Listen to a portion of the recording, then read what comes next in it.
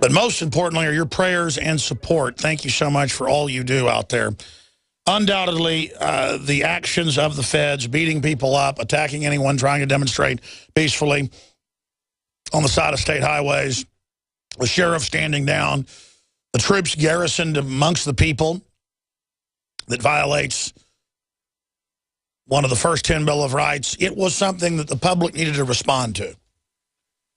And Tiananmen Square happened. In fact, I saw a graphic in one of Watson's articles on InfoWars today I want to show that shows what I described already last week. Saturday when it happened was like the tanks of Obama, the tanks of the UN driving up and you got a cowboy in front of it. In fact, I want our graphics department to make one where it's the Tiananmen Square photo, but where it's UN tanks. That's more proper. That's what this treaty is to do this. And then there's the cowboy in front of it. But I'll find that in a moment. If you go to drudgereport.com, his top 3 stories, Harry Reid on cattle battle, it's not over. Under that, Ron Paul warns feds could launch Waco-style assault. That's an Infowars.com article. And then a great photo and image, an article at CBS News. Founding fathers didn't create government like this. And it's a story with the man who's on with us right now, Cliven Bundy, and you know, his quotes and what he has to say. But he basically gives his point. And, you know, people are sick of it. I happen to have run into 3, well, I ran into 2, and then somebody told me about another, Austin cops on Saturday who all, you know, said, hey, isn't it great, you know, that nothing violent happened and that the feds back down. It is time for us to push back. You know, the feds have too much land. You know, the taxes are too high. Everybody knows we're being screwed here.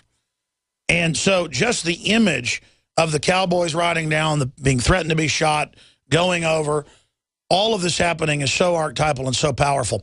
All right, Cliven, I want to give you the final comments here about trying to get these armed paramilitaries out of your area where your family's been since 1877.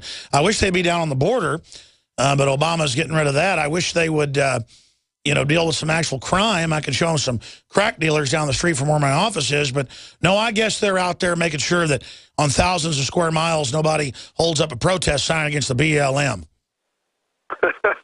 Well, you know, I guess this is my opportunity to say we need to get rid of these bureaucracies, especially the arms of them. You know, arms. I'm talking about the guns that they carry around.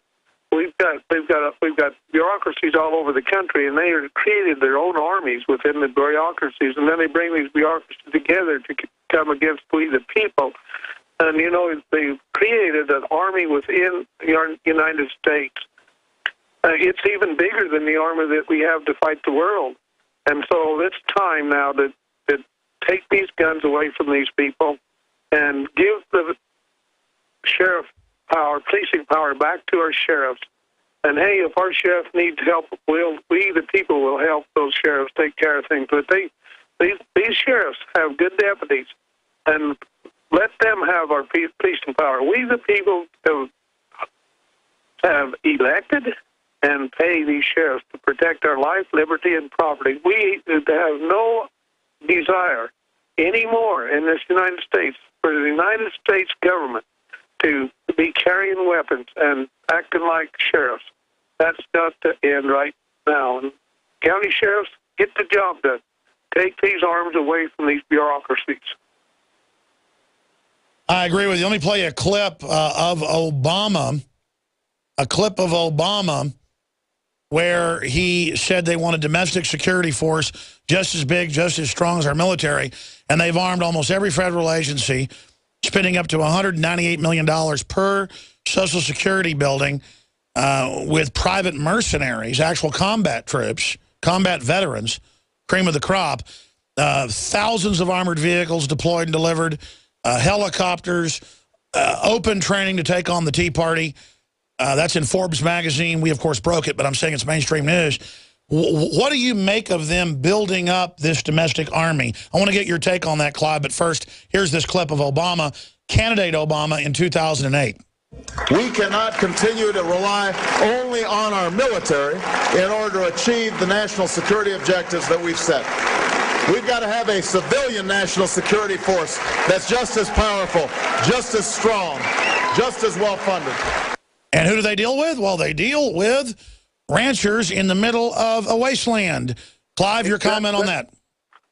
That's exactly what was coming against we the people. We as a rancher, we the people here in Clark County.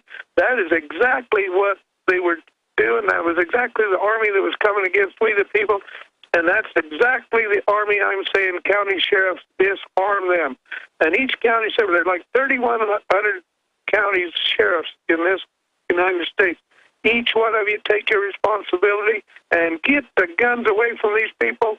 They are an army within us, and then individually you can take care of that. Those arms in your county, it won't have to be a big national or international war. Get the job done.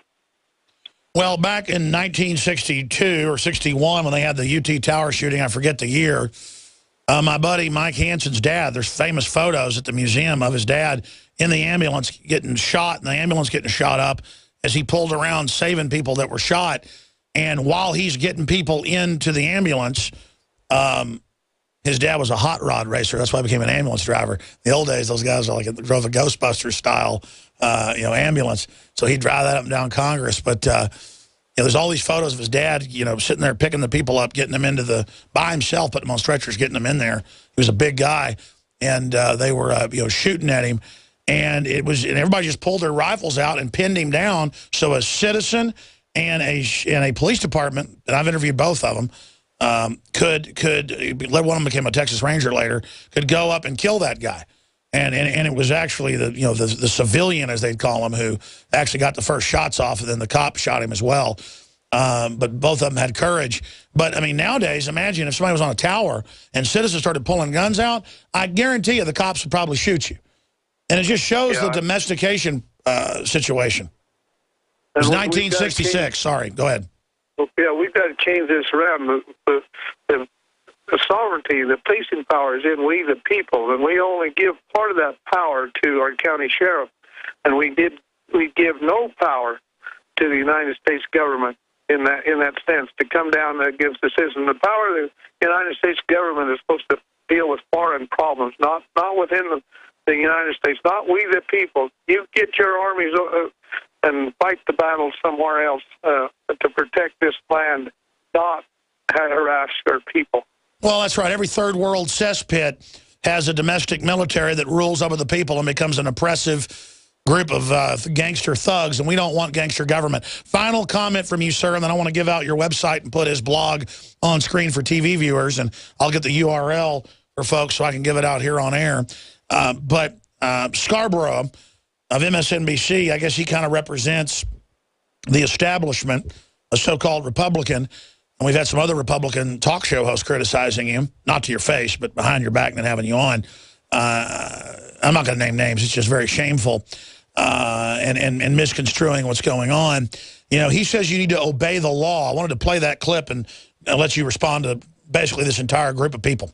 It's not libertarianism. You actually have, I mean, if you respect the rule of law. Right. And there have been laws passed. This guy, for 20 years, has been breaking the law, using federal land. He hasn't been paying the grazing fees that everybody else pays. For some reason, this guy thinks that the laws that apply to every other rancher in the United States of America don't apply to him.